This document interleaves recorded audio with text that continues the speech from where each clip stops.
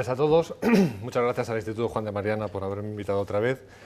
Y muy rápidamente yo de lo que voy a tratar es de una cosa pues ciertamente mucho más liviana de lo que hemos hablado, y yo voy a hablar sobre la resolución de conflictos. Vamos a ver, en general la resolución de conflictos o la existencia de conflictos entre las personas pues es una cosa habitual. La cuestión está en ver cómo se van solucionando los conflictos o cuál es la forma habitual de solucionar los conflictos. La forma es siempre acudir a los tribunales de justicia. De tal manera que, bueno, el resultado es que en el caso de España, pues existe en el año 2012, que es cuando se publicó el último memoria del Consejo General del Poder Judicial, había 9 millones de pleitos que se iniciaron ese año, a lo que hay que sumar otros 3 millones, otros 3 millones de asuntos que habían atrasados. A eso le añadimos, en cuanto a la situación, que existían unos plazos de resolución de los conflictos de aproximadamente y de media unos 8 meses para la primera instancia, 6 meses para las apelaciones y 31 meses para las ejecuciones, con lo cual eso resulta que cuando alguien se mete en un conflicto acaba metiéndose en un proceso de que pueda tardar alrededor de 40 meses. Los liberales, siempre que se habla del tema de conflictos y toda la literatura que hay, sobre todo para la hora de salir del ámbito del Estado, es a través del arbitraje. El arbitraje es una forma, como todo el mundo conoce, en la que las partes deciden nombrar a una persona, o dos o tres, que es la que decide en lugar del Estado, y es la que resuelve el conflicto dictando en este caso un laudo. El arbitraje, en todo caso, en el caso de España, también está siendo fagocitado por las administraciones públicas, porque en este caso las comunidades autónomas y los ayuntamientos están creando tribunales de arbitraje que lo que hacen es que lo que en teoría era una cuestión puramente privada se ha convertido en una cuestión pública también, aunque evidentemente el arbitraje sigue existiendo. En cualquier caso, yo quiero ir un poco más allá. La cuestión está en que si realmente un liberal lo que tiene que hacer es, a la hora de resolver sus conflictos, siempre llevar las cosas hasta una tercera persona. Es decir, parece mentira que empresas grandes, empresas con grandes recursos, personas absolutamente eruditas, cuando llega el momento de un conflicto, lo que hace es siempre ceder su poder, su responsabilidad y su libertad a un tercero para que le resuelva el conflicto. Bueno, pues eso es lo que en parte de la ponencia lo que yo quiero, bueno, por lo menos tratar o por lo menos ver si sirve para algo.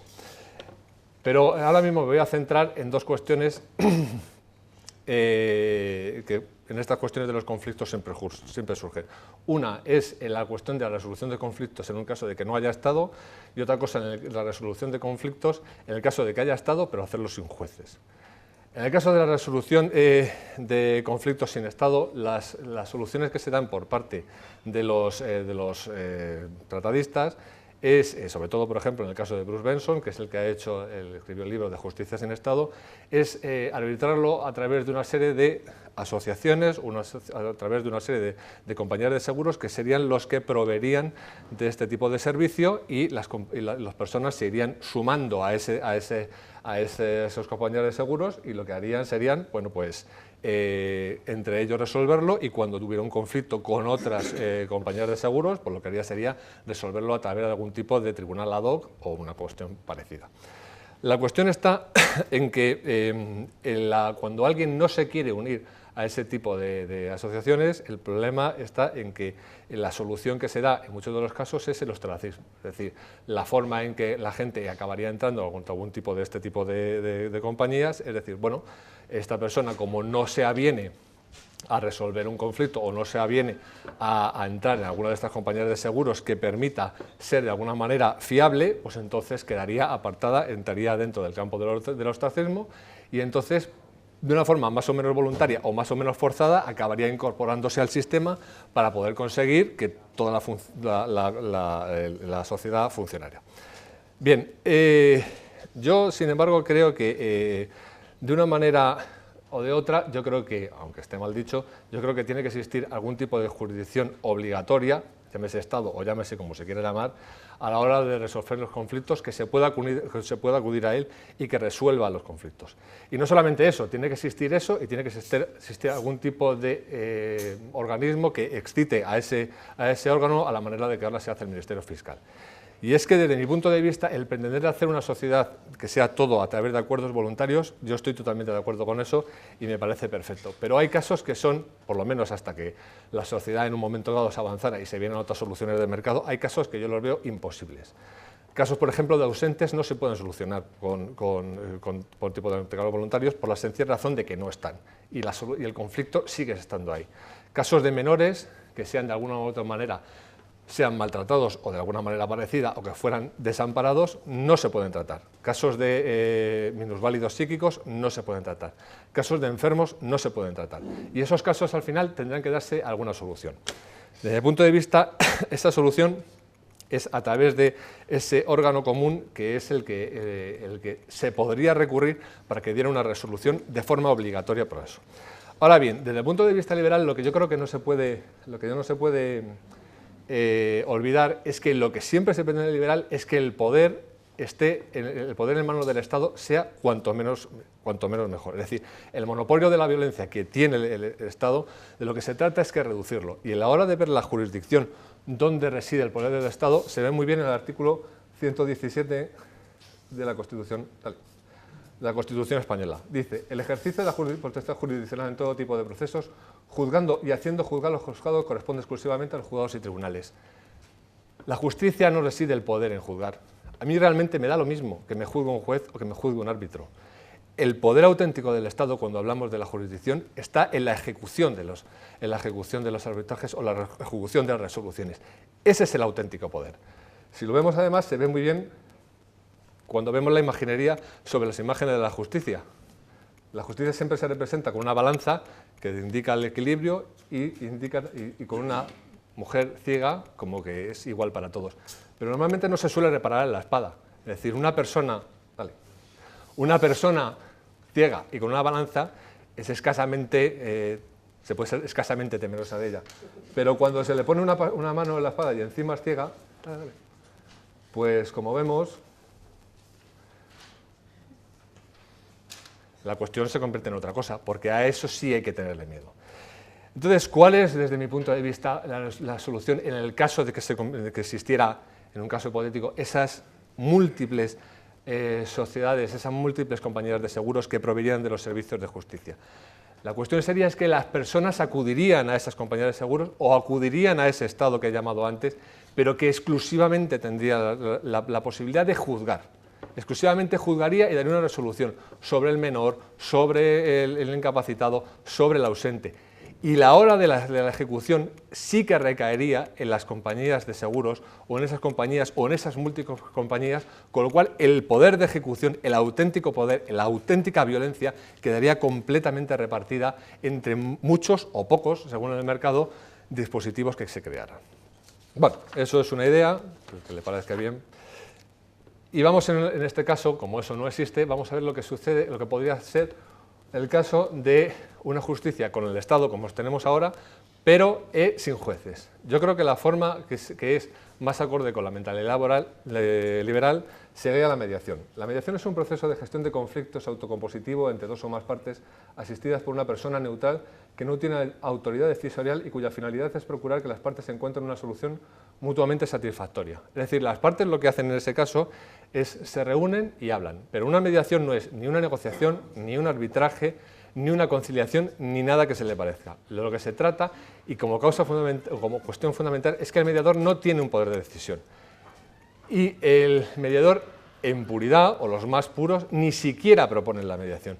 La cuestión es que son las mismas partes, a través de técnicas de mediación, lo que hace es que las mismas partes consigan sacar adelante cuáles son sus intereses y cuáles son sus fines que quedan ocultos en el momento del conflicto. Tiene unas ventajas indiscutibles. Por ejemplo, el caso de las ejecuciones no existe, porque en el momento en que es la misma parte a la que da valor, a la que da su validez al asunto, evidentemente la ejecución no existe. No existen casos de corrupción en el caso de jueces porque no existen jueces. No existen casos de cualquier tipo de corrupciones en el sistema porque son las partes las que tienen desde el principio el control del asunto. Es decir, desde que se inicia el asunto con un contrato, con un matrimonio o con lo que sea, la persona tiene el control hasta que termina, desde el principio hasta el final, y no como ahora que en el momento en que llega un conflicto hay un bloqueo y se traspasa esa responsabilidad a un tercero. ¿En qué es lo que debe incidir esto? Es decir, cuando la persona actúa tiene unos fines, y esos fines son los que inicialmente provocan esa acción de acuerdo a los medios y demás que se tienen. El problema es que cuando se produce un incumplimiento, que es el que genera el conflicto, ese incumplimiento se percibe como un engaño. En el momento en que se percibe como un engaño, el interés anterior que buscaba unos fines se convierte en unas posiciones que son innegociables. Cuando alguien no puede, con un conflicto, las partes no se ponen de acuerdo, es porque están negociando sobre posiciones, y cuando se negocia sobre posiciones es imposible llegar a un acuerdo. Solamente se puede negociar sobre intereses. Es decir, ¿qué hace el mediador? El mediador es lo que hace, vuelvo a repetir, con técnicas de mediación, lo que hace es transformar las posiciones, este me ha engañado, este es un golfo, este se cree que soy tonto, esta me ha dicho no sé qué, lo que hace es transformar esas posiciones en intereses. Y sobre los intereses sí que es posible la negociación. Se podrá decir, bueno, los fines son subjetivos y por lo tanto se puede en un momento dado cambiar. Pero ahí lo que tenemos que tener en cuenta es la racionalidad de la acción, como decía por ejemplo Huerta de Soto, es decir, ex ante el actor lo que hace es buscar unos fines y ex post puede darse cuenta de que realmente esos fines no son los que querían. Lo que hace la mediación es realmente centrar si realmente existía ese interés por los fines que están confundiendo el inicio de la acción. La mediación soluciona problemas en los juicios como los problemas de información. Igual los problemas de información que habla Hayek, en el caso de que el órgano director no puede regular por la naturaleza de la información, el juez se encuentra en una situación muy parecida. Los jueces no conocen los hechos y además en una situación inédita el juez se encuentra que para resolver unos hechos lo que hace es que hay dos personas que están diciendo hechos diferentes y además intentándole engañar de cualquier manera. El pretender que de esa manera haya una resolución correcta es imposible.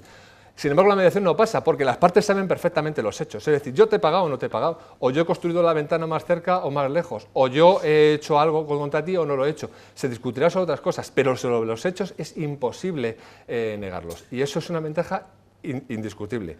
Lo mismo es que las externalidades, es decir, si hubiera un derecho realmente evolutivo, como antes se ha hablado, en el que se fuera poco a poco descubriendo por parte de los tribunales al estilo del common law, bien, podría servir en los tribunales, pero en el caso de los tribunales actuales no existe ese descubrimiento del derecho, sino que lo que hay es una interpretación de la legislación actual. Con lo cual, uno, cuando se mete en un juicio, lo que hace es cargar con todas las sentencias anteriores que podrían venir al caso o que no podrían venir al caso. En la mediación no ocurre eso, porque uno habla de su caso, sin importarle absolutamente nada lo que le haya pasado a los demás.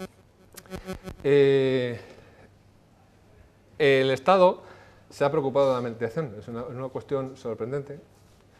En el año 2008 salió una directiva y en el año 2012 salió una ley en España que se trata de este asunto.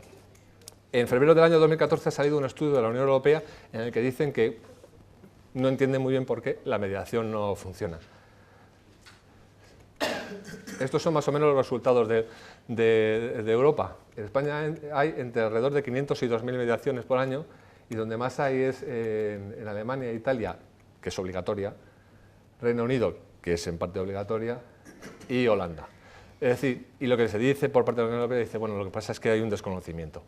Yo no discuto que haya un desconocimiento porque quizás es una cuestión que a nivel profesional pues puede ser un poco más o menos novedosa. En Florida, con 19 millones de habitantes, existen por año 240.000 mediaciones. 240.000 mediaciones. Y eso indica algo. Y lo que indica es, desde mi punto de vista, lo que más o menos se reflejaba en el estudio que hizo la Fundación BBVA en el año 2013. Es decir, Europa es tremendamente estatista. Es tremendamente estatista. En cualquier tipo de cuestiones que salían en ese baremo, todo el mundo quiere una intervención absolutamente sobre todo. Desde ese punto de vista, intentar meter a la gente un sistema en que uno se hace responsable, libre y directo sobre sus responsabilidades es, desde luego, desde mi punto de vista, un milagro que alguien se pudiera conseguir así. Todo lo que podría pasar, y no sabemos si ocurriría, es que con esa intención que tienen los poderes públicos de meternos la mediación, si ahora os fijáis un poco, si no lo habéis hecho ya, aparecen cursos de mediación, instituciones de mediación por todos sitios, con magistrados, jueces, todos dando clase, pero los motivos son espurios. Los motivos no es dar la responsabilidad o devolver el poder al ciudadano, el motivo es descargar los tribunales. Como hemos visto antes, había 12 millones de asuntos que esos son los que quieren descargar. Al fin de cuentas, ¿Qué es lo que puede pasar? Pues una de dos, o que no triunfe de ninguna manera, que puede ser, o siendo más positivo, pues lo que podría ocurrir es que se les colara un caballo de Troya, que la gente se diera cuenta que los conflictos, si triunfa, se pueden resolver de determinada manera y que, igual que se puede resolver un conflicto directo, pues otras cuestiones también se pueden resolver. Nada más, muchas gracias.